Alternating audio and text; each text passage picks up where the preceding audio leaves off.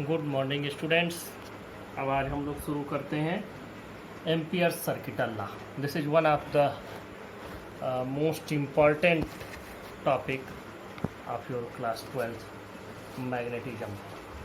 इसमें देखो, जब हम एम्पियर सर्किटल लॉ की बात करते हैं तो ये लॉ इसलिए बनाया गया कि इसके पहले जो बायो सेवर्ट लॉ था, बायो सेवर्ट लॉ से भी हमको मिल जाता है मैग्नेटिक फील्ड। अगर कोई करंट कैरिंग कंडक्टर है तो उसके चारों ओर, अगर स्ट्रेट कंडक्टर है ऐसे, तो उसके चारों ओर मैग्नेटिक फील्ड इस डायरेक्शन में बनती है, मतलब फिंगर्स के रैप के डायरेक्शन में, मतलब ऐसे इस डायरेक्शन में सर्कुलर। तो अब यह जो हमारे पास बायो सेवर्ट लॉ है, इससे हम वैल्यू तो सही पाते हैं, कोई प्रॉब्लम नहीं, लेकिन थोड़ा सा कॉम्प्लेक्स है, उसको और ज़्यादा थोड़ा सा सिंप्लीफाई करने की कोशिश की एम्पियर ने, और उन्होंने एक अपना रूल दिया एम्पियर सर्किटल लॉ। अब देखो इन्होंने क्या बताया, इन्होंने बहुत सिंप्लीफाई कर दिया। इन्होंने कहा कि ये एक कंडक्टर है, इस कंडक्टर के चारों ओर इस फार्म में मैग्नेटिक फील्ड बनेगा, इसमें करंट है आई, तो इसमें चारों ओर इस फार्म में मैग्नेटिक फील्ड बनेगा। तो एम्पियर ने कहा कि जब इसमें करंट आई आप फ्लो करा रहे हैं तो मान लो कि इसमें मैग्नेटिक फील्ड जो बन रहा है वो भी आई है। अब यहाँ पर इस वायर पर मैग्नेटिक फील्ड बना आई। अब अगर 2i है तो मैग्नेटिक फील्ड की वैल्यू भी 2i हो जाएगी, 4i है तो मैग्नेटिक फील्ड की वैल्यू भी 4i हो जाएगी। लेकिन वो कहाँ? इस वायर पर। इस वायर से जैसे ही आप थोड़ी दूर जाते हैं तो जो भी मीडियम होगा, वो मीडियम की जो परमिएबिलिटी होगी वो अफेक्ट करेगी, प्रभावित करेगी, और उसको थोड़ा कम कर देगी। तो जब हम थोड़ा आगे बढ़ते हैं, यहाँ से मान लो इस जगह पर गए, तो इस जगह पर मैग्नेटिक फील्ड की वैल्यू हो गई μ0 I। हमने मान लिया कि इसके चारों ओर फ्री स्पेस है, मतलब वैक्यूम है। तब ये क्या हो जाएगा, यहाँ पर I करंट अगर इस वायर में फ्लो हो रहा है तो इसमें मैग्नेटिक फील्ड बना I, और इसके बाहर जो मैग्नेटिक फील्ड बना वो बना μ0 I। बस simple, this is the law given by ampere and this is Ampere circuital law. अब इसको थोड़ा सा और अच्छे से समझने की ज़रूरत है। देखो मान लो इसके चारों ओर मैग्नेटिक फील्ड बना इस सर्कुलर फार्म में, और ये जो सर्कुलर फार्म में मैग्नेटिक फील्ड बन रहा है, हमने इस सर्किल को मेजर किया। मान लो इस सर्किल को मेजर किया और ये सर्किल थी 50 सेंटीमीटर की, 50 सेंटीमीटर की ये सर्किल थी। और मान लो कि हमने जब इसके 1 सेंटीमीटर पर ये देखा कि अब ये इस सर्किल की बात हम कर रहे हैं कि जो मैग्नेटिक फील्ड वाली सर्किल है। अब इस सर्किल में हम थोड़े नज़दीक पर एक सर्किल बनाए, एक सरकमफेरेंस बनाए, और उस सरकमफेरेंस को, वो पूरा सरकमफेरेंस जो सर्किल हमने बनाया उसका सरकमफेरेंस 50 सेंटीमीटर है, और इसके 1 सेंटीमीटर पर जो मैग्नेटिक फील्ड की वैल्यू आ रही है वो मान लो 10 आ रही है। 1 सेंटीमीटर पर 10 आ रही है, तो पूरे 50 सेंटीमीटर पर कितनी आ गई? 500। हम थोड़ा सा और आगे बढ़े और इसी को थोड़ा बड़े सर्किल में बनाया। हम अब एक बड़ा सर्किल बनाते हैं इसके चारों ओर, मतलब कि हम जो ये कंडक्टर था इसके पास में गए तो थोड़ा ज़्यादा मिला। हर 1 सेंटीमीटर पर मैग्नेटिक फील्ड की वैल्यू बहुत ज़्यादा थी, और थोड़ा दूर चले गए तो जैसे जैसे दूर जाएंगे वैसे वैसे मैग्नेटिक फील्ड की वैल्यू भी घटती जाएगी। तो जब हम बड़ी सर्किल बनाए, अब मान लो कि हमने जो सर्किल बनाई ये बना लिया 100 सेंटीमीटर सरकमफेरेंस का। अब पता चला कि 100 सेंटीमीटर सरकमफेरेंस का सर्किल बनाया, और इसके पर सेंटीमीटर, 1 सेंटीमीटर पर मैग्नेटिक फील्ड की वैल्यू हमने कैलकुलेट किया तो मिला 5। तो फिर से ये हमको 500 मिल गया total magnetic field around the this conductor. फिर हमने क्या किया, इसी सर्किल को और बड़ा सर्किल बनाया, और बड़ा सर्किल बनाया। अब जो सरकमफेरेंस बना वो मान लो बन गया 500 सेंटीमीटर का। तो अब 500 सेंटीमीटर का सर्किल बना, तो इसके 1 सेंटीमीटर पर मैग्नेटिक फील्ड की वैल्यू कैलकुलेट की गई तो मिली 1। तो फिर से हमको मिला 500। तो हम क्या देख रहे हैं कि जो पर सेंटीमीटर इसकी वैल्यू आ रही है मैग्नेटिक फील्ड की, और जो लेंथ आ रही है, इसका प्रोडक्ट हमको एक कांस्टेंट वैल्यू मिलता है और वही पूरा मैग्नेटिक फील्ड होता है। तो मैग्नेटिक फील्ड कितना है, म्यू नॉट आई है, क्योंकि करंट इसमें आई जा रहा है। तो उन्होंने कहा कि जो टोटल इसमें मैग्नेटिक फील्ड बनेगा वो आई बनेगा। जैसे थोड़ा बाहर निकलोगे वैसे ही मैग्नेटिक फील्ड उस मीडियम की परमिएबिलिटी से थोड़ा सा कम हो जाएगा, म्यू नॉट आई। अब तो यहाँ से हमको एक चीज़ मिल रही है कि अगर हम बी और डी एल ले लें, मतलब कि हम एक टुकड़ा ले लें इसका, एक थोड़ा सा इसका एक कंपोनेंट ले लें और उसमें मैग्नेटिक फील्ड से मल्टीप्लाई करें, तो हमको हर बार एक कांस्टेंट वैल्यू मिलती है म्यू नॉट आई की। तो ये तो हो गया थोड़ा सा। अब हमें ये पूरा सरकमफेरेंस लेना है, तो इसलिए हम इसको क्लोज्ड इंटीग्रेट कर देते हैं, लाइन इंटीग्रेशन इसको बोला जाता है। तो अगर हम इसका लाइन इंटीग्रेशन करते हैं तो हमको वैल्यू कितनी मिलती है, म्यू नॉट आई। यही एम्पियर का सर्किटल लॉ है। फिर से एक बात समझ लो, फिर से मैं आपको इस चीज़ को समझा दूँ। एम्पियर ने बायो-सेवर्ट लॉ को थोड़ा सा सिंप्लीफाई किया और यह एम्पियर का जो लॉ है वो जो आपने इलेक्ट्रिक फील्ड के लिए गाउस थ्योरम पढ़ा था, बिल्कुल उसी के एनालॉगस है, बिल्कुल उसी से मिलता जुलता है, उसी का एक रूप आप समझ लो। वो इलेक्ट्रिक फील्ड के लिए था, ये मैग्नेटिक फील्ड के लिए। एक वायर है, इस वायर में करंट आई फ्लो हो रहा है, तो एम्पियर ने कहा अब इसमें मैग्नेटिक फील्ड भी आई ही है। Very simple. अब मैग्नेटिक फील्ड आई है तो जैसे ही ये तो इस वायर पर हो गया मैग्नेटिक फील्ड, जैसे वायर से बाहर निकलोगे मीडियम की कुछ परमिएबिलिटी होगी।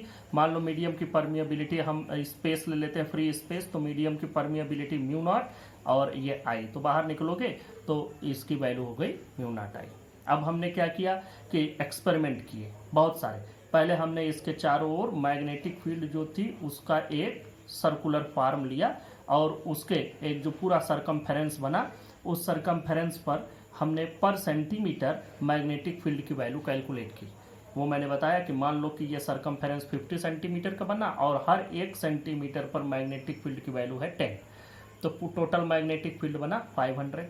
हम इसको थोड़ा सा बड़ा कर दिए, सर्किल, बड़ी सर्किल कर दिए, सरकमफेरेंस 100 कर दिया। तो फिर हमने मेजर किया हर 1 सेंटीमीटर पर। तो जैसे जैसे दूर चलते चले जाओगे वैसे वैसे मैग्नेटिक फील्ड भी तो वीक होता जाएगा, तो अब पर सेंटीमीटर मैग्नेटिक फील्ड घट गया, 5 हो गया। थोड़ा और बड़ी सर्किल हमने बनाई, तो अब इस तरह से जब आप बढ़ाते जाओगे 1000 सेंटीमीटर का ले लोगे तो फिर 1/2 हो जाएगा पर सेंटीमीटर। लेकिन जो टोटल मैग्नेटिक फील्ड है वो तो उतना ही है। तो टोटल मैग्नेटिक फील्ड हमारा म्यू नॉट आई होगा, किसके बराबर, B dot D L. D L क्या है, डी एल को इंटीग्रेट किया गया है, this is the line integration of D L. तो डी एल वो है जो मैग्नेटिक फील्ड पर हम ये इस वायर का डी एल नहीं आपको समझना है, ये वायर का डी एल नहीं है, बल्कि ये जो मैग्नेटिक फील्ड इसके अराउंड बन रहा है उसका डी एल हमने लिया है, उसकी एक छोटी सी लेंथ ली है और उसी को इंटीग्रेट कर दिया है और बी से मल्टीप्लाई कर दिया, तो हमको वैल्यू मिलेगी mu not I. This is Ampere circuital law. ये डेफिनेशन हो गई इसके। The line integral of magnetic field B around any closed path is equal to mu naught times the net current passing through the area enclosed by the path.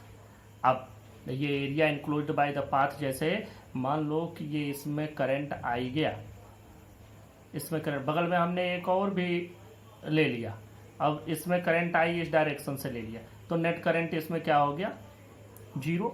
अब इसके चारों ओर कोई magnetic field नहीं बनेगा। तो ये आपको जानना है कि इसमें कितने वायर लिए गए हैं, वायर में कितना कर, मान लो इसमें 2i है, इसमें i इधर की ओर है, तो 2i में से 1i डिडक्ट हो जाएगा। अगर 2 वायर ऐसे दोनों सेम डायरेक्शन में होते तब उनका करंट ऐड हो जाता। यह आपको हमेशा ध्यान रखना है। This is Ampere circuital law. जब भी हम एम्पियर सर्किटल लॉ को अप्लाई करेंगे तो उसके लिए कुछ बातों का ध्यान रखेंगे। जैसे मैंने ये बताया कि ये करंट का, कि कितने करंट कैरियर्स हैं इसमें, वो करंट कैरिंग कंडक्टर में कितने करंट है, ये सब हमको देखना है। दूसरी बात कि हम ऐसा पॉइंट्स लेंगे, जैसे हमने एक सर्कुलर शेप लिया, जैसे अब एक सिंपल वायर हो जाए तो इसके चारों ओर जब हम एक शेप कंसीडर करेंगे तो ऐसा शेप लेना जिसके हर जगह पर करंट मैग्नेटिक फील्ड की वैल्यू सेम हो। तो इसका मतलब इससे समान दूरी पर हर एक पॉइंट हमको कंसीडर करना, तो एक सर्कुलर फॉर्म बनेगा। अब अगर एक पॉइंट ले लिया गया तो उसके चारों, जैसे हम लोग वहाँ गाउसियन सरफेस बनाते थे उसी तरह से यहाँ पर हम एम्पीरियन लूप बनाते हैं। जैसे वहाँ हम गाउसियन सरफेस बनाते थे वो भी इमेजिनरी सरफेस होता था गाउस थ्योरम में, तो यहाँ पर हमको एक लूप लेना है इसके चारों ओर, एक क्लोज्ड हमको समझ लो लूप लेना है, क्लोज्ड सर्किटल लूप लेना है, इसीलिए इसको सर्किटल लूप लॉ कहा जाता है। तो वो जो क्लोज्ड लूप हम कंसीडर करेंगे वो ऐसा कंसीडर करेंगे तो उसके हर एक जगह पर मैग्नेटिक फील्ड की वैल्यू सेम आए। तो ये बी की वैल्यू हो गई। दूसरी बात ये भी देखेंगे कि बी डॉट डी एल, ये इसमें भी सिमिलरिटी हो, हर जगह बी और डी एल के बीच में जो एंगल बने, कॉस थीटा भी इसमें इन्वॉल्व है, तो हर जगह B D L cos theta, मतलब कॉस थीटा की वैल्यू जैसे इस पर हम ले रहे हैं, मान लो सर्कुलर लूप ले रहे हैं, तो अब हर जगह बी और डी एल के बीच में एंगल सेम बनना चाहिए कि अगर बी इधर है डी एल भी इधर है, या बी इधर है डी एल किसी और तरफ है, तो इस तरीके से ये आपको ध्यान देना है कि सिमिलरिटी बनी रहनी चाहिए। ऐसा ना हो कि यहाँ पर बी डी एल के बीच में एंगल कुछ और है और यहाँ पहुंचे तो बी और डी एल के बीच का एंगल बदल जाए, हर जगह एंगल सेम होना चाहिए। ऐसा लूप लेंगे तो ऐसा हम एक Amperian loop, imaginary Amperian loop हम कंसीडर करेंगे। उसके बाद बी डॉट डी एल की वैल्यू मतलब B D L cos theta consider करेंगे, कैलकुलेट करेंगे। इसको कैलकुलेट करने के बाद ये इंटीग्रेशन वगैरह करने के बाद आपको क्या करना है कि इस लूप के अंदर नेट करंट कैलकुलेट कर लेना है और उसके बाद B D L cos theta equal to mu not I करके आपको बी की वैल्यू पता कर लेनी है। तो इस तरह से हम एम्पियर सर्किटल लॉ को अप्लाई करते हैं। और एम्पियर सर्किटल लॉ के एप्लीकेशंस हैं, यह एप्लीकेशंस मोस्ट इम्पॉर्टेंट है आपके क्लास 12th के एग्जाम्स और बाकी कई जगहों के लिए, कि जिससे आपको ये पता होता रहे कि हम इसको कैसे अप्लाई करेंगे, मैग्नेटिक फील्ड की वैल्यू एम्पियर सर्किटल लॉ को अप्लाई करके कैसे कैलकुलेट करेंगे। ये कैलकुलेशन का तरीका आपको मालूम होना चाहिए। तरीका हमने बता दिया कि सबसे पहले लूप बनाएंगे, वो लूप क्लोज्ड लूप हम ऐसा बनाएंगे कि उसका हर एक पॉइंट पर बी की वैल्यू सेम रहे। बी की वैल्यू सेम होने के बाद ये भी देखेंगे कि बी और डी एल के बीच का एंगल भी सेम रहे। नहीं सेम आता है तो भी जैसे हम दो पार्ट में मान लो बन गया, दो पार्ट में यहाँ एक वैल्यू आ रही है, यहाँ एक वैल्यू आ रही है, कोई बात नहीं, ये भी चलेगा कि इस पर हर जगह सिमिलरिटी है, इस पर हर जगह सिमिलरिटी है और इसकी सिमिलरिटी इससे नहीं मिल रही है, लेकिन ये और ये आपस में सिमिलर है। तो इस तरीके से हम लोग बहुत सारा ये लूप का शेप ले सकते हैं। तो ये तो हो गया पहला बी की वैल्यू, दूसरा बी और डी एल के बीच का एंगल, फिर B D L cos theta calculate करेंगे, फिर इसके अंदर जो नेट करंट है वो कैलकुलेट किया और फिर इसको गॉस एम्पियर सर्किटल लॉ को अप्लाई कर दिया, इससे बी की वैल्यू कैलकुलेट हो गई। अब हम लोग एम्पियर सर्किटल लॉ के एप्लीकेशन देखते हैं। पहला एप्लीकेशन है magnetic field due to a long straight current carrying conductor. अब देखो एक करंट कैरिंग कंडक्टर बनाते हैं और उस करंट कैरिंग कंडक्टर का अपना रेडियस मान लेते हैं आर। कंसीडर, देखो हमने मान लिया consider a straight wire of radius R and having a current I. अब ये वायर मैं यहाँ बना भी दे रहा हूँ, ये वायर हमने बना दिया। अब हमें इस वायर से, ये इसका रेडियस तो हमने आर मान लिया, ये वायर का रेडियस आर है। अब देखो इस वायर से इसके बाहर R1 डिस्टेंस पर हमको मैग्नेटिक फील्ड चाहिए, तो लिख देते हैं वी हैव टू फाइंड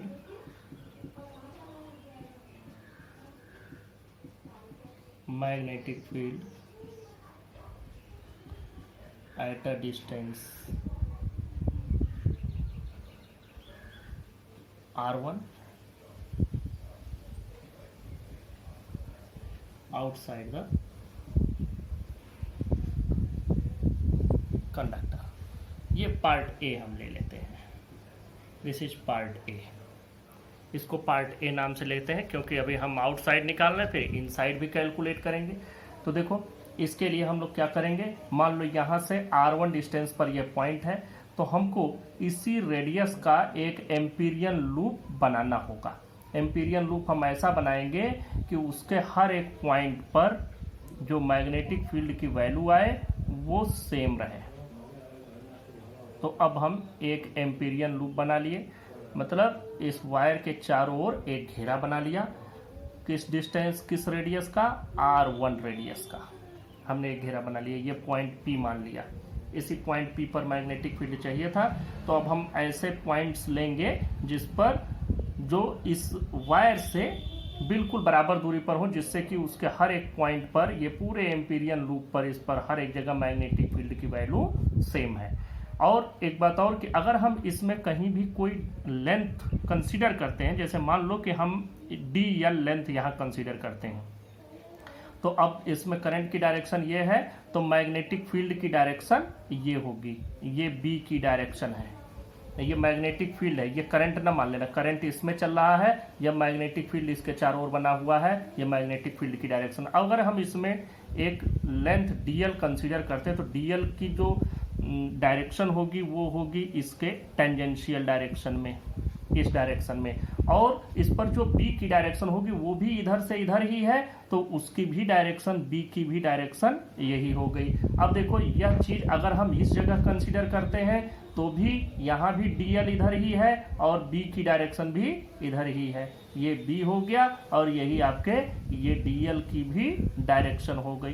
तो इसका मतलब at every point of this loop we are getting the value of B same, we are getting the same value of B at the every point of this Amperian loop.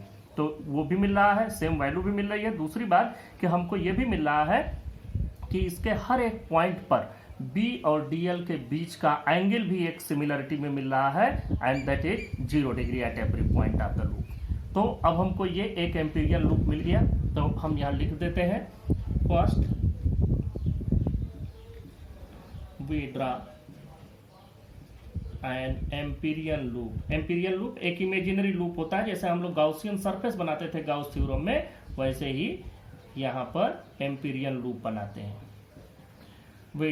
First we draw an empyrean loop of radius r1 around the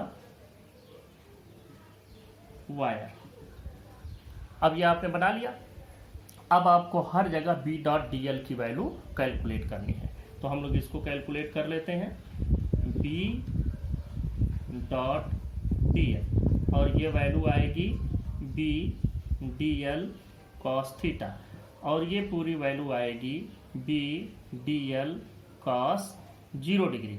cos 0 degree की value हर जगह होती है 1, तो ये value हो जाएगी B D L. अब B का तो कुछ इंटीग्रेशन होगा नहीं, डी एल का होगा, तो B इंटू 2 पाई R1, ये R1 रेडियस का है। तो इसको जब हम इंटीग्रेट करेंगे मतलब ये पूरा घेरा का मतलब सरकमफेरेंस ऑफ द सर्किल। अब ये ऐसे घेरा बन रहा होगा, इसके चारों ओर इस तरह का घेरा बन रहा होगा, ऐसे सर्कुलर है। तो यहाँ पर आपको दिख रहा है कि ये इलिप्टिकल शेप दिख रहा है, लेकिन ये इसका फिगर हम लोगों ने ऐसे बनाया है, तो ये समझ लेना ये 2 पाई R1 हो गया। अब दूसरी बात, इसमें जो टोटल करंट इसमें फ्लो हो रहा है वो करंट है I करंट ही इसमें जा रहा है, तो टोटल करंट भी मिल गया। तो अब वैल्यू इसकी क्या हो जाएगी, B dot D L equal to mu naught I। तो फ्रॉम एम्पियर्स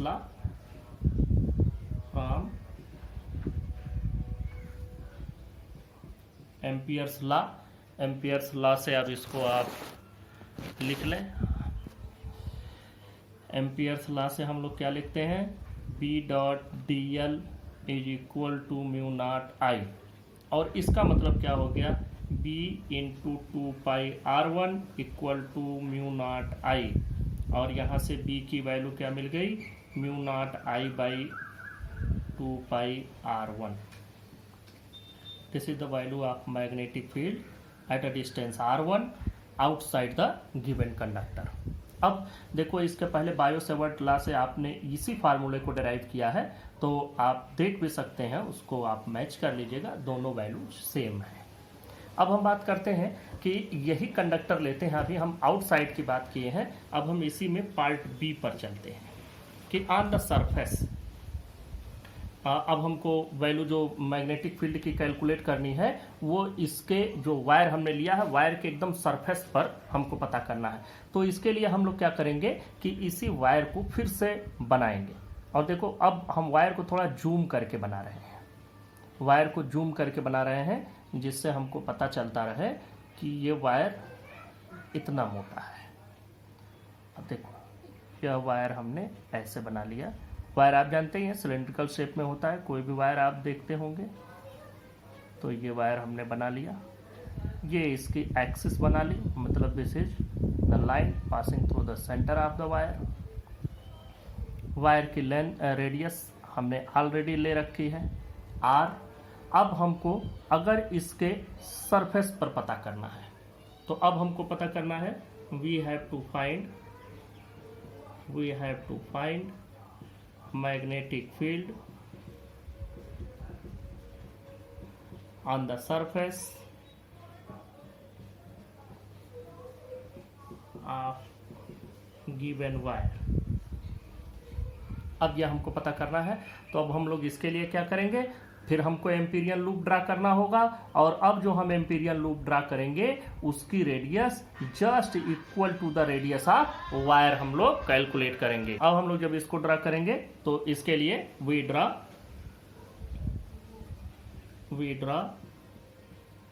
एन एम्पीरियल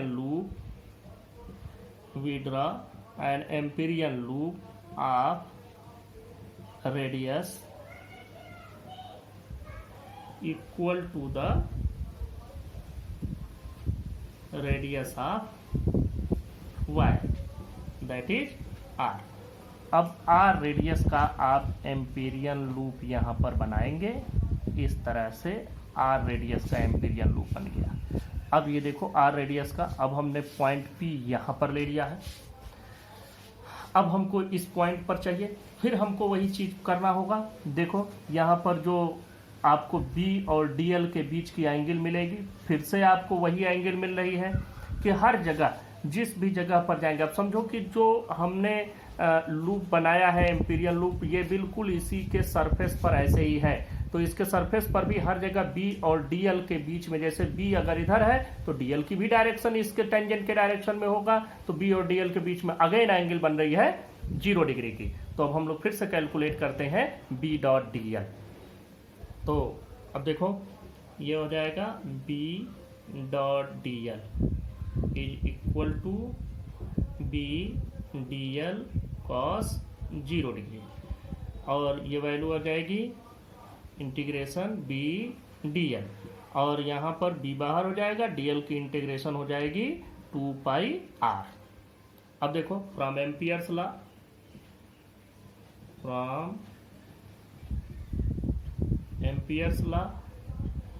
क्या हो जाएगा, B dot DL is equal to mu naught I। अभी भी इस पूरे में करंट क्या फ्लो हो रहा है, I करंट ही फ्लो हो रहा है। तो देखो B डॉट DL, तो B into 2 pi R is equal to mu naught I। तो B की वैल्यू हो गई mu naught I divided by 2 pi R। अब इसको अगर पहले वाले फार्मूले से कंपेयर करोगे तो आपको मिलेगा म्यू नॉट I दोनों में है, 2 पाई दोनों में है, नीचे यहाँ R1 है, यहाँ नीचे R है। तो देखो R1 की वैल्यू ज़्यादा है, वो कहीं यहाँ था क्योंकि वो पूरे वायर से दूर था। तो R1 की वैल्यू ज़्यादा है तो B की वैल्यू कम होगी क्योंकि डिनोमिनेटर में है। तो R1 ज़्यादा, B की वैल्यू कम, यहाँ R की वैल्यू थोड़ी कम है R1 से, इसलिए ये वैल्यू हमको ज़्यादा मिलेगी। तो अब देखो जिसकी वैल्यू कम होगी तो वो ज़्यादा हो जाएगा। सिंस यहाँ पर लिख भी सकते हैं, since R1 is greater than R, thus B outside is less than B on the surface। अब ये दो बातें हो गई। अब हम एक तीसरी बात पर चलते हैं कि अब हमको एक थर्ड पॉइंट और लेना है, पार्ट C, और उसमें हमको पता करना है कि what will be the value inside the conductor.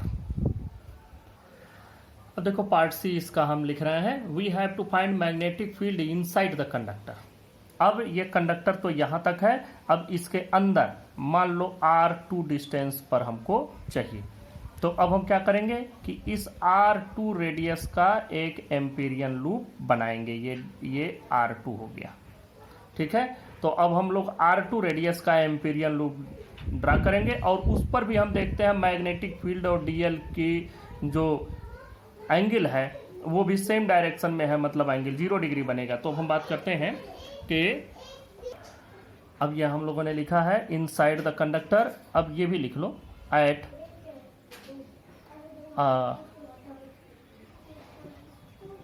a distance R1 from the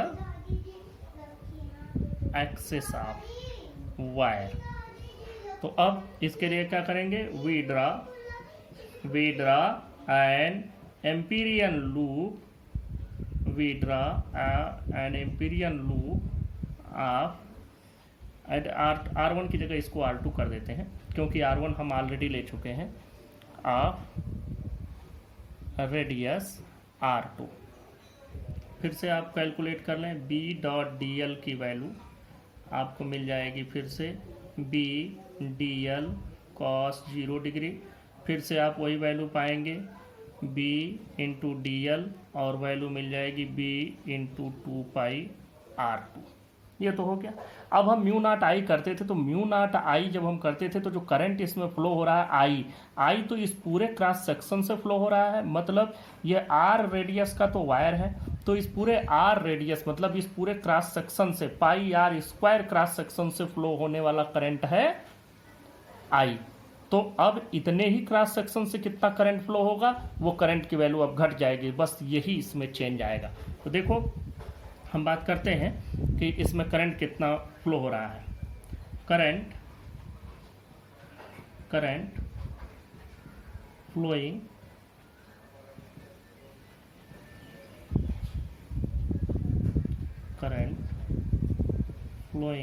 through pi R square, current flowing through, पूरा क्रॉस सेक्शन से लिखते हैं, current flowing through entire cross section is equal to I। तो अब अगर हम लोग इसमें लिखें current per unit cross sectional area तो कितना होगा, तो current per unit cross sectional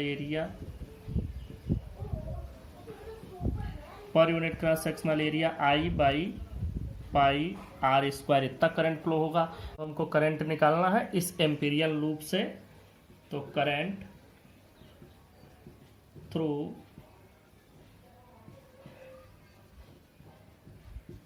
Amperian loop of radius R2 is given by, इसको हम लोग I1 नाम दे देते हैं। तो पर यूनिट क्रॉस सेक्शनल एरिया इतना है I by pi R square, तो पाई R2 स्क्वायर से हो जाएगा, इसमें पाई R2 स्क्वायर से मल्टीप्लाई कर दो, पाई से pi cancel, I/R2 square by R square. अब एम्पियर्स लॉ हम लोग यूज कर लेते हैं, फ्रॉम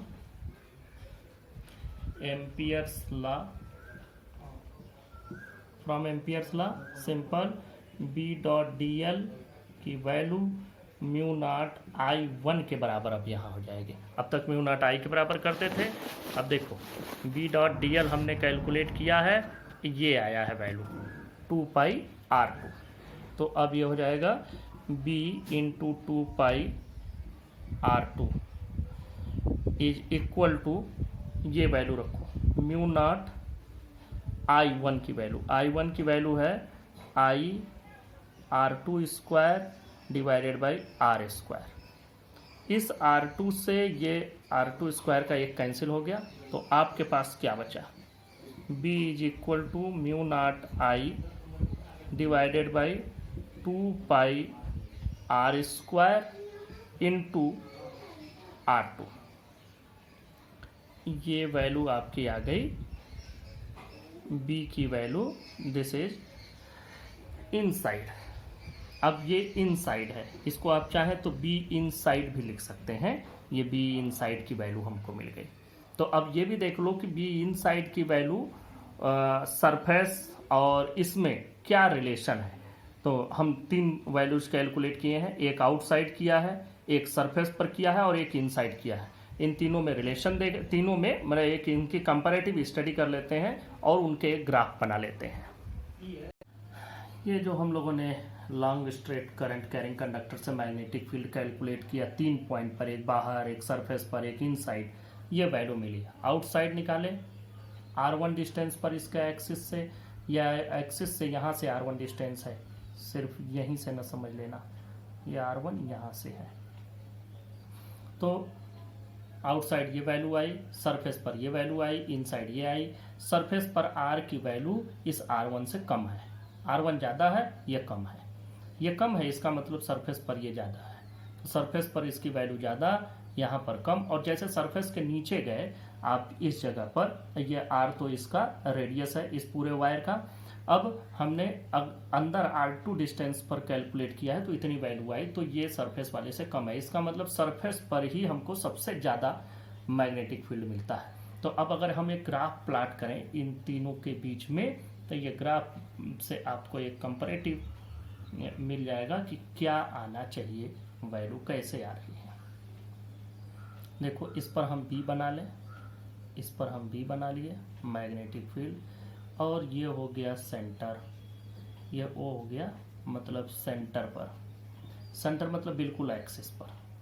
तो अब यहाँ पर B सेंटर, सेंटर या एक्सिस लिख दो, सेंटर और एक्सिस जो भी आप लिखना चाहें। तो वहाँ पर जो इसकी वैल्यू आएगी, देखो ये R2 की वैल्यू इनसाइड, ये R2 यहाँ है, ये अगर घटते घटते यहाँ पर आएगा तो वैल्यू हो जाएगी 0। तो ये वैल्यू आपको 0 मिल जाएगी, मतलब B पर सेंटर पर ये वैल्यू 0 मिल जाएगी। तो सेंटर पर मैग्नेटिक फील्ड हो गया 0।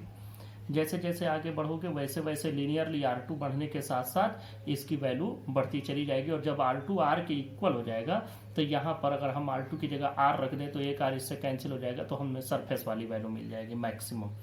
तो ये ऐसे बढ़ता चला जाएगा सरफेस से, ये जब सरफेस पर सेंटर से बढ़ता चला जाएगा और सरफेस पर मैक्सिमम, और उसके बाद डिस्टेंस बढ़ने के साथ फिर वैल्यू घटनी शुरू हो जाएगी। तो ये वैल्यू ऐसे ग्रेजुअली डिक्रीज होना शुरू हो जाएगी और ये डिक्रीज होती चली जाएगी। 0 तो नहीं होगी लेकिन लगभग 0 हो जाती है, थ्योरेटिकली 0 नहीं मानते, ये ऐसे बढ़ती चली जाएगी। तो ये हो गया जब R है यहाँ पर, ये 0 हो गया यहाँ पर, ये R की वैल्यू R, और ये डिस्टेंस बढ़ता चला गया। तो यहाँ पर R is equal to R, और इस जगह पर R इज इक्वल टू 0, और यहाँ पर R इज ग्रेटर दैन, या आप डिस्टेंस, ये R की वैल्यू 0, R की वैल्यू R के बराबर, R हो गया ग्रेटर, अब इससे ज़्यादा R1 ग्रेटर दैन R, इसके ज़्यादा। तो ये इस तरीके से हम इसको बना सकते हैं, ये सरफेस पर वैल्यू। तो आपको ये भी समझ में आ जाएगा कैसे ये वैल्यू घट बढ़ रही है। तो ये एक कंपैरेटिव स्टडी हो गया कि ये तीनों में किस तरह से, तीनों कंडीशन में किस तरह से वैल्यू घट बढ़ रही है। Now we move to the second application of the Ampere circuital law, that is magnetic field inside a long solenoid। यहाँ पर एक चीज मैं लिखना छोड़ दिया, पूरा कर देते। Magnetic field inside a long straight solenoid. अब देखो पहले तो समझो सॉलिनॉइड क्या होता है। जैसे हम कोई कार्डबोर्ड ले लें या चाइना क्ले का बना हुआ एक सिलेंड्रिकल हेलिक्स ले लें, जैसे ये हेलिक्स के ही फॉर्म में है, और इस पर इंसुलेटेड कॉपर वायर्स की बाइंडिंग कर दी जाए नंबर ऑफ टर्न्स, और बिल्कुल इवनली स्प्रेड हो, बिल्कुल बराबर से स्प्रेड हो इस पर, तो उस पूरी अरेंजमेंट को, जैसे कॉपर वायर की बाइंडिंग इस पर ऐसे होती चली जाएगी इस तरह से, तो फिर इस अरेंजमेंट को हम कहेंगे सॉलिनॉइड। ये सॉलिनॉइड हो गया। अब ये भी समझो कि सॉलिनॉइड के अंदर जो मैग्नेटिक फील्ड बनेगा उसकी कैसी डायरेक्शन होगी। तो एक बात देखो, मैग्नेटिक फील्ड जब हम एक स्ट्रेट कंडक्टर लेते हैं तो इसके चारों ओर, अगर इसमें करंट फ्लो हो रहा है तो इसके चारों ओर सर्कुलर शेप में मैग्नेटिक फील्ड बनता है। लेकिन अगर हम सर्कुलर शेप का कंडक्टर ले लें, ऐसा कंडक्टर ही ऐसा ले लें जिसमें करंट आई फ्लो हो रहा हो, तो इसमें जो मैग्नेटिक फील्ड बनता है वो स्ट्रेट हो जाता है। तो कंडक्टर अगर इस शेप का लोगे तो मैग्नेटिक फील्ड आपको इस शेप में मिलेगी, और अगर आप इस शेप का लेते तो मैग्नेटिक फील्ड आपको इसमें स्ट्रेट ऐसे मिलेगा। यह होता है मैग्नेटिक फील्ड की डायरेक्शन। तो अब देखो यहाँ पर तो सर्कुलर शेप में है, सर्कुलर शेप में है तो इसमें मैग्नेटिक फील्ड बनेगा। अब देखो अगर हम इसमें मान लो करंट की डायरेक्शन ऐसे लेते हैं तो इसमें मैग्नेटिक फील्ड, अगर हम ऐसे राइट हैंड थंब रूल लगाएं तो हमको ऐसे मिलेगा इस तरह से, मतलब इसके चारों ओर इस डायरेक्शन में मैग्नेटिक फील्ड आप पाएंगे। लेकिन ये मुड़ा हुआ नहीं होगा, इसलिए कि ये जैसे टर्न होता वैसे ही ये दूसरा आ गया, तो ये टर्न नहीं होने पाता है, बल्कि फिर ये इसकी वजह से आगे बढ़ जाता है, फिर इसकी वजह से फिर आगे बढ़ जाता है, इसकी वजह से फिर आगे बढ़ जाता है, दूसरा टर्न आ जाता है, ये फिर तीसरा चौथा टर्न ऐसे आता चला जाए, तो हमको मैग्नेटिक फील्ड एक पूरी सीधी लाइन में अंदर इसके मिलने लगता है। तो ये हो गया। तो अब हम लोग पहले सॉलिनॉइड की डेफिनेशन लिख लेते हैं। मान लो कि इसकी पूरी लेंथ कैपिटल एल है और इसमें जो टोटल नंबर ऑफ टर्न्स है वो कैपिटल एन है। लिख करके मैं आपको बताता हूँ। A solenoid is a cylindrical helix on which large number of turns of insulated copper wire are wounded. अब देखो let L is equal to total turns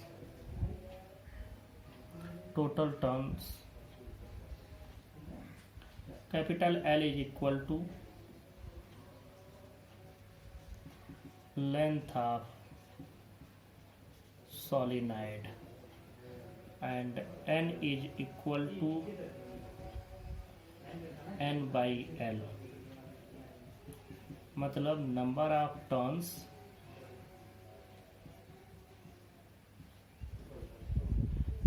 पर यूनिट लेंथ। ये इतनी बात हमने मान ली, कंसीडर कर ली।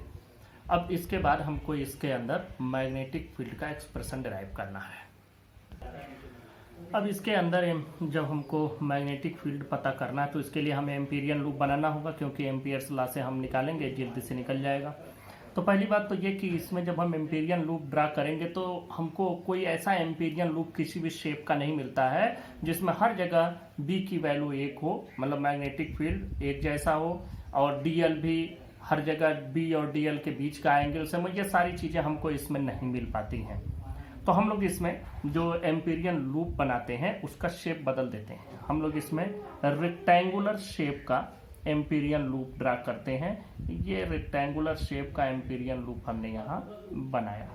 देखो, ये एक हम एम्पीरियन लूप ड्रा करते हैं रेक्टेंगुलर शेप का। अब ये हमारा रेक्टेंगुलर शेप का एम्पीरियन लूप बन गया। अब इस एम्पीरियन लूप का नाम रख देते हैं। देखो, मैग्नेटिक फील्ड की डायरेक्शन इधर से इधर की ओर है, तो हम लोग उसी सिमिलरिटी में इसको ऐसे मैंने डायरेक्शन दे दिया और इसका नाम भी ऐसे रख देते हैं PQRS। ये डायरेक्शन भी मैंने इसीलिए बना दिया, कैसे PQRS इस डायरेक्शन में। आप वैसे नाम कहीं से भी दे सकते हैं, PQRS यहाँ से दे सकते हो, PQ, फिर उस हिसाब से आपको मैनेज करना पड़ेगा। तो अब हम लोग क्या लिख लेते हैं, we draw an Amperian loop, PQRS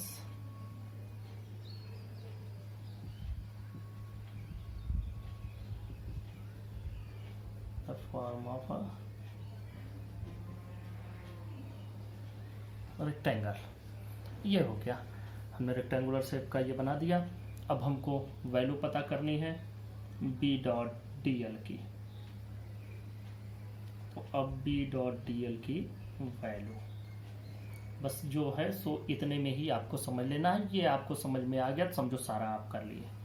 तो अब जब B.dl, अब हम इसको ओपन करते हैं तो देखो PQ के लिए होगा, इसको थोड़ा सा और यहाँ ले आ देते हैं।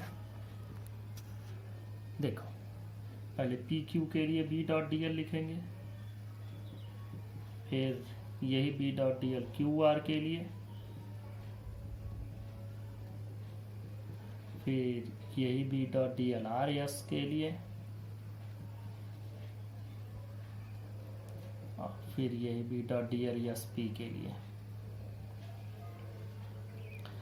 अब इन सब में आपको देख लेना है कि किस में क्या वैल्यू आएगी।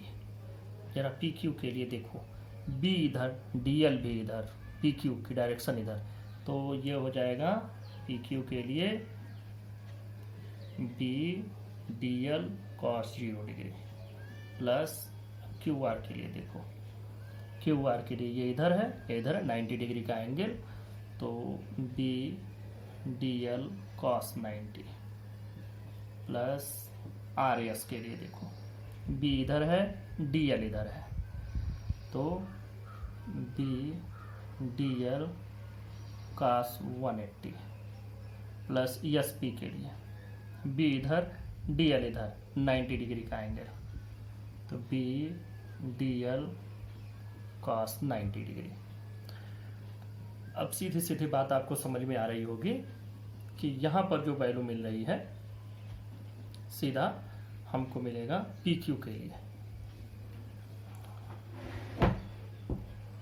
ये देखें, ये P integration DL for P Q plus 0 plus R S की बात की जाए, आर एस की वैल्यू ऐसे रहने दो, R S B D L cos 180 degree plus ये भी 0।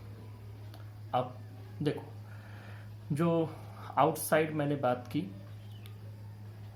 कोई भी सॉलिनॉइड है इसके आउटसाइड कोई मैग्नेटिक फील्ड नहीं होगा। क्यों नहीं होगा? क्योंकि देखो यहाँ से जो वायर तुम ले जाओगे ऐसे घूम के वायर नीचे जाएगा, करंट अगर जाएगी तो ऐसे घूम के नीचे से जाएगी।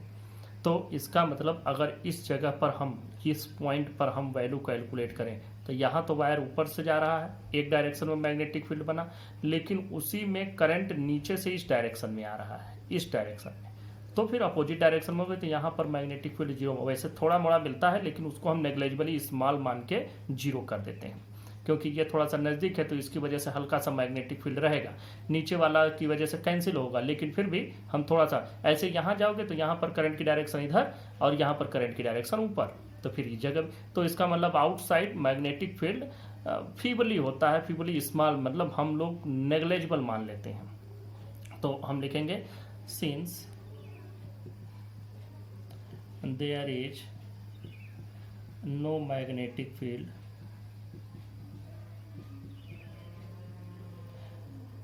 outside the solenoid,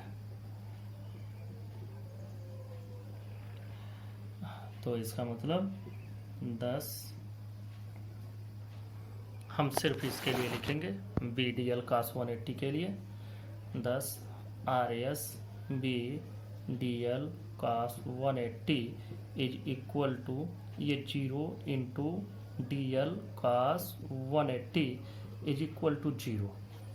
तो जब ये वैल्यू हमको मिल गई, इसका मतलब टोटल जो बी डी एल की वैल्यू आ रही थी अब उसको लिख दें। देखो जो वैल्यू आई है वो हमको लिख देना है, total B dot D L is equal to, ये हमको मिला पी क्यू के लिए B integration D L for P Q plus ये 0 तो था ही, प्लस ये आर एस वाला भी 0 प्लस 0।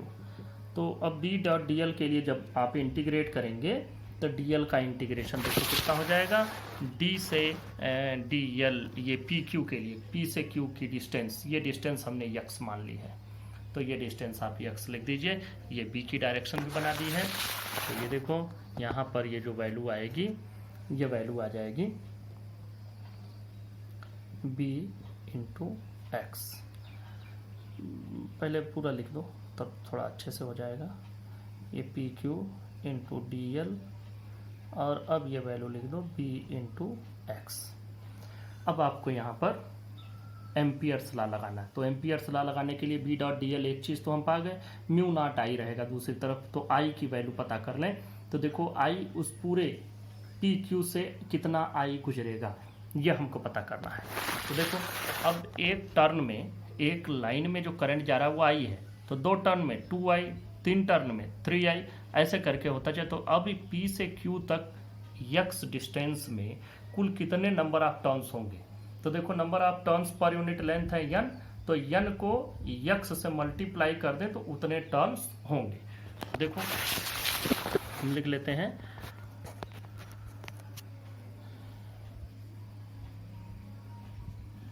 करंट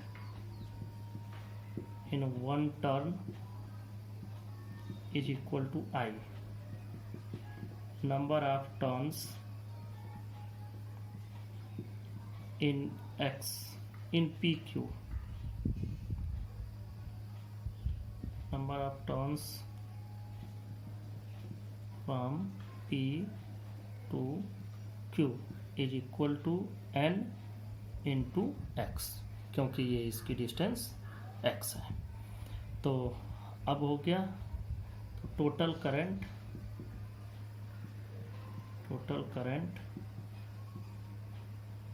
in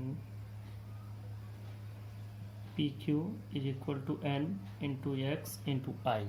अब फ्रॉम एम्पियर्स लॉ,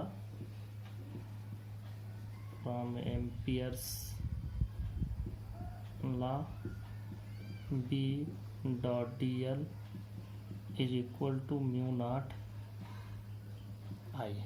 अब आपको ये फार्मूला अप्लाई कर देना है। बी डॉट डी एल की value already B into X हमको मिला है, और mu not N X I, X से एक्स कैंसिल हो जाएगा, बी की वैल्यू मिल जाएगी mu naught N I. This is the formula for magnetic field inside a solenoid. अब इसमें देखें जो वैल्यू आ रही है उसमें सॉलिनॉइड की लेंथ पर डिपेंडेंसी नहीं है, सिर्फ डिपेंडेंसी है number of turns per unit length. जितना ज़्यादा टर्न्स होगा उतनी ही ज़्यादा मैग्नेटिक फील्ड होगी, और करंट जितना ज़्यादा होगा। दूसरी बात कि ये हम मानते हैं कि जो हमने सॉलिनॉइड लिया है वह एक फाइनाइट लेंथ का हो, ये लॉन्ग सॉलिनॉइड हो, फाइनाइट लेंथ और लॉन्ग सॉलिनॉइड हो। और दूसरी बात कि जो पॉइंट हम कंसीडर करें वो बिल्कुल इसके एक्सिस पर ही पॉइंट लें मिडिल में, तब हमको ये वैल्यू म्यू नॉट एन आई की मिली हुई है। अब अगर हम इसके एंड पर चले जाएं, इस एंड पर, तो मैग्नेटिक फील्ड की वैल्यू कैसे मिलेगी इसको जरा सा समझ लो एक बार। कि अगर हम इसको ऐसा माने कि हमने इसको दो भाग में काट दिया, यहीं से एक हिस्सा इधर हो गया, एक हिस्सा इधर हो गया, तो जो इस समय मैग्नेटिक फील्ड यहाँ पर मिल रहा है वो तो इतना मिल रहा है, और वो क्या है, इन दोनों हिस्सों के जोड़ने की वजह से मिल रहा है। तो अगर एक हिस्सा हम हटा दें तो मैग्नेटिक फील्ड इसका आधा ही बचेगा। फिर से समझो, मैग्नेटिक फील्ड हमको इस जगह पर मिल रहा है म्यू नॉट एन आई। हम अगर इसको यहीं से काट दें तो जो अब मैग्नेटिक फील्ड मिल रहा था वो एक आधा कट जाएगा, तो फिर एक आधे के ही बराबर बचेगा। अब समझो ये हिस्सा कट करके अलग हो गया, खत्म हो गया ये। तो अब मैग्नेटिक फील्ड जो इस जगह पर बचा वो आधे की वजह से तो कम हो गया, तो कितना बचा, 1/2 बचेगा। तो हम लोग लिख सकते हैं magnetic field eight either and, magnetic field eight either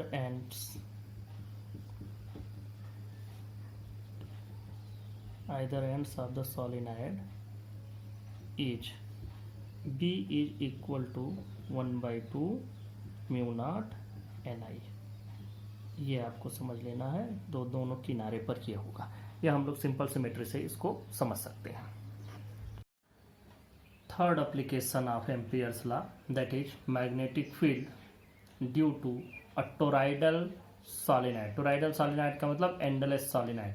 endless solenoid क्या मतलब है, जैसे ये सॉलिनॉइड है, इसी को मोड़ करके ये एक सॉलिनॉइड है सीधा, अब इसी को रिंग के फॉर्म में बेंड कर दिया जाए तो अब इसका एंड नहीं है, एंड खत्म हो गया है, तो ये एंडलेस सॉलिनॉइड हो गया, या इसी को टोराइडल सॉलिनॉइड कहते हैं।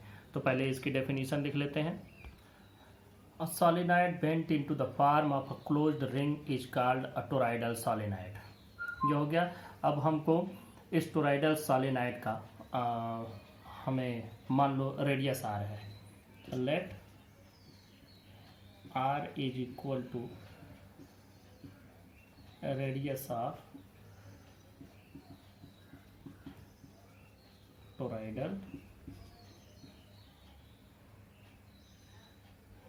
Toroidal solenoid. ये हमने आर इसकी रेडियस ले ली, ये इसका रेडियस हो गया आर। अब देखो हमको मैग्नेटिक फील्ड पता करना है, 3 पॉइंट पर मैग्नेटिक फील्ड पता करेंगे, एक तो इसके बाहर, एक पॉइंट इसके अंदर, और एक point with in the solenoid toroid, इस टोराइड के अंदर। तो अब हम लोग पहले चलते हैं बाहर के पॉइंट पर। अब देखो पहला हमने लिया for points in the open space exterior to the toroid. मान लो कि हम इस जगह पर इस पॉइंट को ले लिए, या पॉइंट मान लो कि यहाँ से स्मॉल आर डिस्टेंस पर है, या R1 मान लो, खैर कुछ भी मान लो। तो हम लोग इसका एक एम्पीरियन लूप बनाएंगे, एक एम्पीरियन लूप हम ड्रा करेंगे इसका भी, जैसे सब में हमने ड्रा किया है। यह एम्पीरियन लूप आपने ड्रा कर लिया इसका। अब देखो इस एम्पीरियन लूप के इनसाइड पहले हमको करंट कैलकुलेट करना होगा। ये मान लो कि R1 है, इसकी पूरी डिस्टेंस फ्रॉम द सेंटर, ये पॉइंट P हो गया।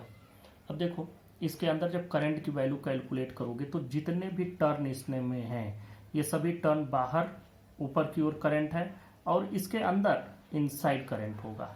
तो मतलब एक करंट ऊपर से जो गया और दूसरा करंट अंदर से गया, तो इसका मतलब कि टोटल करंट क्या हो गया, 0। सभी करंट, एक बाहर से जा रहा है दूसरा अंदर से जा रहा है। तो कहीं भी अगर हम कोई एम्पीरियन लूप बनाते हैं और इसमें दो वायर ऐसे रखे हैं कि एक में इधर करंट जा रहा है और सेम करंट उसी में अपोजिट डायरेक्शन में जा रहा है, तो net current inside this loop will be 0। यही चीज़ यहाँ भी हो रही है। तो यहाँ पर हम लोगों को लिखना पड़ेगा कि for each loop current coming out is equal to current going in. इसका मतलब यह हो गया कि net current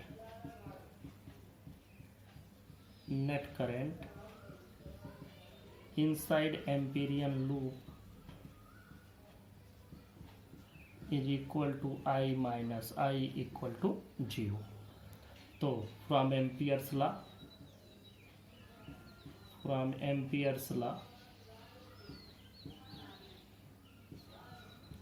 B dot dl is equal to mu naught I minus I equal to 0। तो B डॉट dl 0 हो गया, इसका मतलब B is also equal to 0। तो सभी point exterior to the toroid उस पर हमको मैग्नेटिक फील्ड मिलेगा 0। अब पॉइंट B पर चलते हैं। B में अब हम लोग लेते हैं कि for points in the open space interior to the toroid. अब पॉइंट B लिया हमने, for points in the open space interior to the toroid. अब जरा सा देखो, मान लो इसके अंदर हमको इस पॉइंट पर चाहिए, तो इस पॉइंट पर यही बराबर रेडियस का हम एक एम्पीरियन लूप बनाएंगे।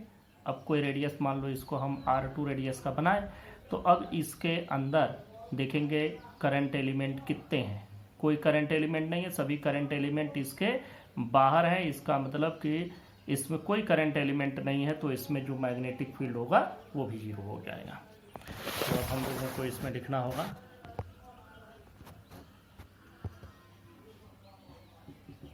since there is no current element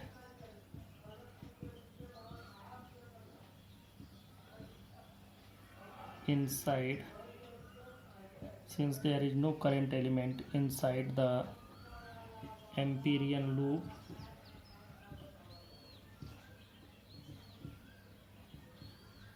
thus B dot dl is equal to mu naught into I is equal to mu naught into 0 equal to 0, and B is also equal to 0। इसका मतलब at the every point in the open space interior to the toroid we get magnetic field 0। अब हम लोग तीसरा point लेते हैं C, for points within the toroid। Third point, for points with in the toroid. Toroid के अंदर ही point अब हमने कंसीडर कर लिया है, हम ये पॉइंट ले लेते हैं। तो अब इतना ही रेडियस लेकर के हम एक एम्पीरियन लूप ड्रा कर लिए, R रेडियस का, कैपिटल R रेडियस का। अब देखो हमको सबसे पहले ये देखना है कि B और DL का क्या है। तो देखो इसके अंदर हर जगह पर, चूंकि एक तार इधर से जा रहा है दूसरा इधर जा रहा है, तो दोनों से मैग्नेटिक फील्ड इस डायरेक्शन में होगा। तो इसमें B की डायरेक्शन ये होगी और यही DL की भी डायरेक्शन होगी। हर एक पॉइंट पर कहीं भी जाओगे यही B भी होगा और यही डायरेक्शन DL की भी होगी। तो B और DL के बीच का एंगल बन गया 0।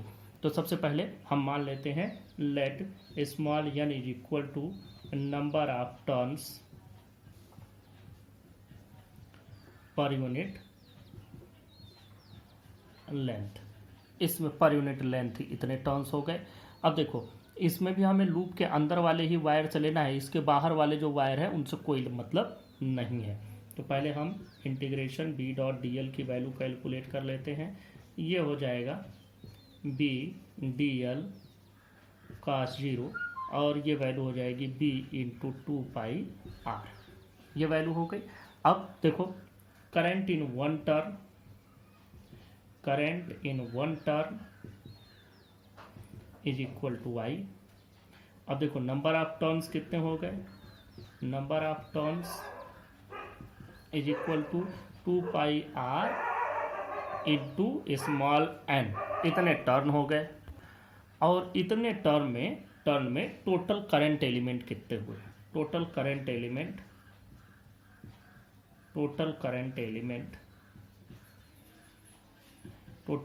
एलिमेंट इज इक्वल टू, ये हो गया 2πr इंटू n इंटू आई, ये इतना टोटल करंट हो गया।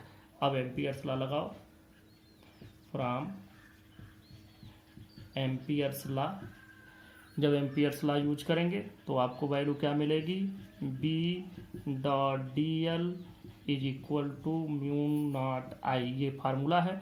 B.dl की वैल्यू आई है B इंटू 2πr, इसकी वैल्यू आ गई म्यू नॉट इंटू आई की वैल्यू पूरी इतनी आई है 2πr इंटू एन आई, 2πr से 2πr cancel, B is equal to formula मिला म्यू नॉट एन आई। अब देखो ये क्या आया, ये वही फार्मूला आया जो अभी हम लोगों ने सॉलिनॉइड के लिए निकाला है। तो ये टोराइड है क्या, toroid is also a solenoid which is endless which is bent into the form of a ring. इसका मतलब कि इसके अंदर भी जो सॉलिनॉइड के अंदर हमको मिलता था मैग्नेटिक फील्ड, वही इस टोराइड के अंदर भी मैग्नेटिक फील्ड मिलेगा, भले ही उसको हमने एक रिंग के फॉर्म में बेंड कर दिया। ये आज कंप्लीट होता है। Now we will discuss some topics in next lecture. Thank you.